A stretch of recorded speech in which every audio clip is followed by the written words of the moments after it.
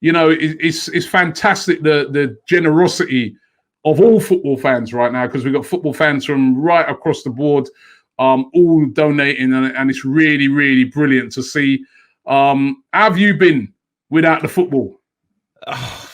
Struggling, if I'm honest. Yeah, I'm struggling. I've been stuck indoors now for a good 6 weeks. I haven't really been out much. Been trying to keep down to the government guidelines and all that sort of stuff. But the last time we went football, obviously, it was at your place, wasn't it? And then it was going to be the last game of the season. Game. It's true. It's true. That was the last game when we played you, and you gave us. Listen, you played a really good game that day, and West Ham were just starting to turn a corner as well, wasn't it? This is it. I mean, you know, at the end of the day, in comparison to what's going on and you know what we're raising money for today and all that sort of stuff, it bears no comparison. But you know, when you think about if you know, they're so desperate for it to return, you know, it could knock a few people off their stride, and I think we was just getting into our stride. So it was obviously a little bit disappointing, because I thought we started to turn the corner a little bit. I think we would have got out of it eventually, but it's you know, it is. Yeah, look, people putting up on the stream now, but West Ham were getting relegated. You're not wrong, you know. We was heading in the wrong direction. But no, you know, at the end of the day, I've said this before. I think it's going to be the right decision to cancel the season if it comes to it. But you know, in terms of my club, I want the people responsible to be held accountable, and I think that's what a lot of West Ham fans were doing that. But yeah, you know, it is what it is. But you know, everyone. You know, he's missing everything like mad, you know, but you know, when you put into comparison, you know, I'm missing my family more than I'm missing football and everything else. And you know, there's so many people going out, risking their lives and everything else to go to work, to you know, to provide us essential services, medical care, shopping and all that as well are going to be missing their families. So you know, when you put it into comparison, it doesn't compare. We got another West Ham fan who's joining you here. Features on your channel a lot. We got Dom. How you doing, Dom? Oh, I'm logging off. I'm all right, Rob. and I know, Dom. You actually work in the NHS, don't you? Yeah. And I actually had the virus 2 weeks ago. You had it? Oh. Yeah. I had it. Yeah. It ain't nice, and it plays tricks on you. In what way? You think it's gone, and then it comes back. Completely lost my smell, completely lost my taste, horrible headache. Couldn't even it ached to move. Couldn't get out of bed. It was horrible. And but yeah, I'm all right now. It's going to take more than a virus to kill me off. But yeah, not nice at all, mate. It's terrible, isn't it? And I mean, you know, and I think sometimes. You're sitting and you're hearing about it, but because you haven't really had it, that's why people are quick and willing to sort of break the rules on the lockdown. But when you hear what you're saying there, and lucky enough, you survived. Remember, there's a lot of people that don't even make it through this thing. I mean, people do need to stick to the rules, don't they? It feels a bit like a lottery, because we all saw on the news the other day that there's a lady in her 100. She was 106 and she survived it. Yet I was reading on the BBC website of, you know, notable ages that have died of it. And you're seeing people in their 30s, people in their 20s, and I'm in my 20s. So it could have easily been me. Thankfully it wasn't. But it does feel like a lottery. I mean, I suppose people have underlying health conditions you don't know about, maybe even they don't know about. But you know, it does seem a bit like that. I mean, it's just a horrible disease that's just wrecked the world. But just hopefully, if everyone sticks to the rules, sticks to the lockdown, which seems to be doing the trick at the moment, things will go back to normal. But what I think we've got to realise is we're not the only place affected. It's not just the UK, it's the whole world. So if we recover, that's great, and it's all very well and good. But you've also got to think the whole world needs to recover as well. Yeah, listen, it's terrible times at the moment. I hope we're going to get through this. Here's a question for both of you, right? This is coming from Varkas. Let's start off with you, Nicky. Do you miss the bowling ground, Upton Park? Oh, with every ounce of my heart. You know, I'll never experience a place like it. Of course, I miss it. I miss it every day. But you know, you have to get to a point now. It's 4 years now since we moved from there. It's gone. You know, you've just got to get on with it. Do you think that's it? Because they've actually built on it now, isn't it? So there's no chance of it. No, it's flat. Of it moving back or anything, isn't it? That's it, isn't it? There's nothing there. It's all flats now. People are going to be moving into there very soon, I would imagine. You know, we're never going to have anything like it. So yeah, I miss the place. Look, football's more than just, you know, grass and stands. You know, you know, the places hold memories dear. You know, you would have known it from Highbury. You know, when you left Highbury and you move up the road a little bit. You know, all your memories there, all your childhoods there, everything you know about football growing up is left in those bricks and mortar, as you say. And you move to a new place, it doesn't quite feel the same, you know. And we haven't had a custom built stadium to say with, you know, it's ours, you know. So we're sort of like the homeless club at the moment, you know. We're renting, and hopefully one day we'll own our stadium again. Dom, you know, it's been a bit of a disappointing season for West Ham. I'm going to be completely honest. At the start of the season, I know you guys have a go at your owners and that, but at the start of the season, when I saw your team, I was like, you know what? They've got a very good team. They could possibly top 6. I could see it. I'm looking at the team. I'm like, they brought in Halle. They've already got Felipe Anderson and these guys. They've, you know, right throughout the team, right from defense, right up front. I'm like, that is a strong squad. Yarmolenko and guys like that coming back. But it's just not happened, isn't it? What's gone wrong at West Ham? It's all good having the players on paper. Now, if football was played on paper, we'd be up there. We'd be challenging. Now, to be honest with you, at the start of the season, I had definite high hopes.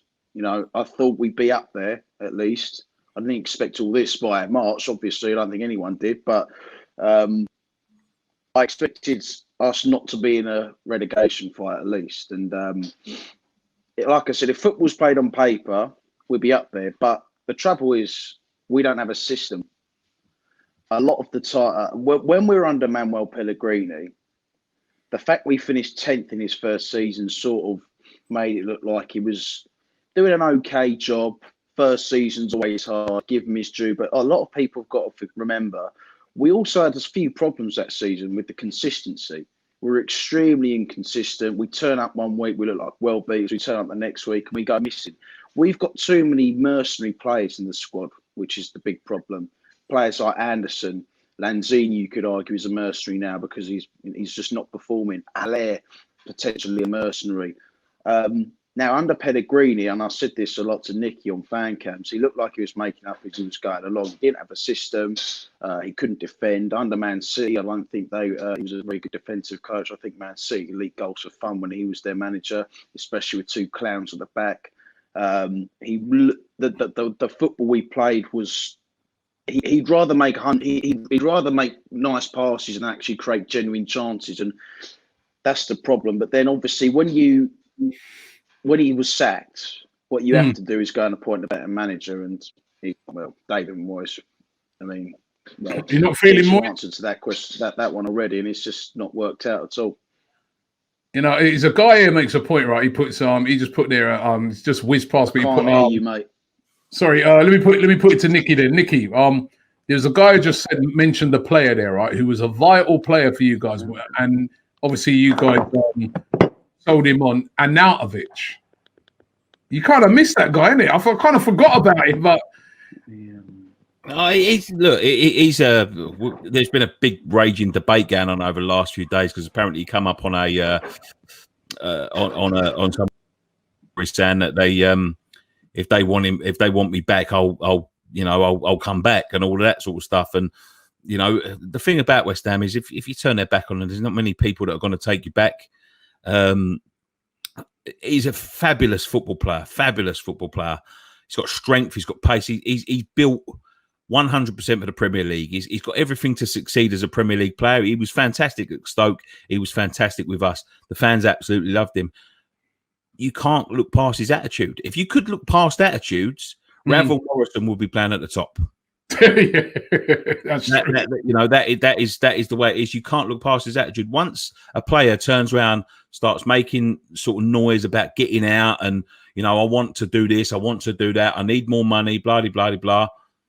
Then there's no turning back for. I think any football club in the world is like that. You see the players that Alex Ferguson sold at Man United because of bad attitudes and thinking they're bigger than the club and all that. Dom just turned around and said, "Look, there's a load of mercenaries there. That would just be one more mercenary." I'm gonna fire some quick fire questions at you guys. Yeah. Right. And I just want you guys to just quick answers to these questions, right? For both of you. Kicking off with you, Nicky. Should the season be voided? Yes or no? Yes. Yes. Yes. Yes, it should. Why? Even though I said quick fire, but why? Because I don't see a way that they can do it safely. And football without fans is not football. Okay. You might as well go and watch Sunday League. Dom, should it be voided? Yes or no? Oh, Dom's still having problems with his mic. So, all right, I'm gonna fire them all at you, Nicky. So yes, they should be voided. Second one I want to do, I'm going to give you some of these head-to-heads, yeah, and you just give me the answer of who for you So prefer. first one off the top of my head, right? Okay. Right, Aubameyang or Kane? Oh, Kane. Kane. Yeah, got to say Kane. You're a West Ham fan, aren't you? Kane. No, but he's a goal scorer. What are you doing, man? Sorry, you want to get invited back here, right?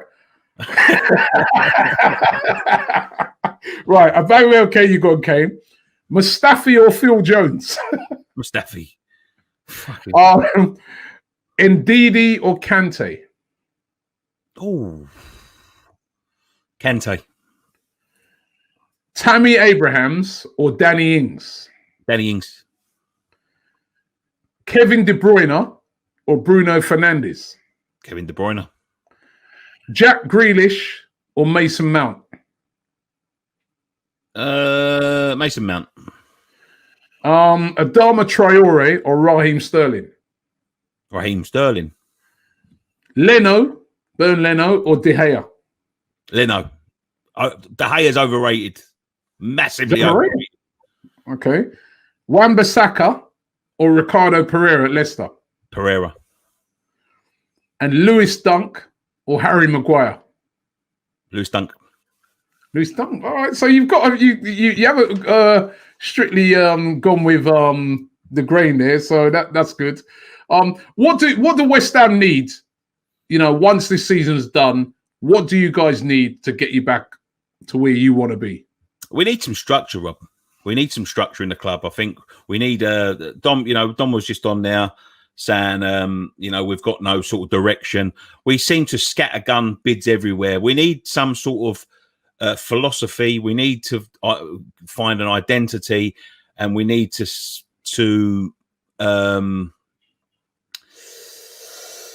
what's the word?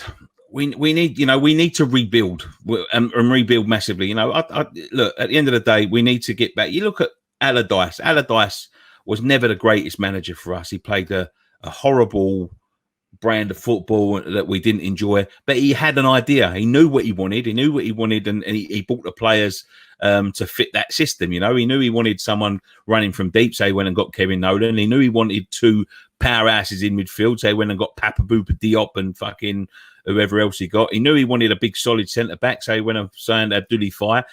He had an idea. We don't seem to have that sort of philosophy.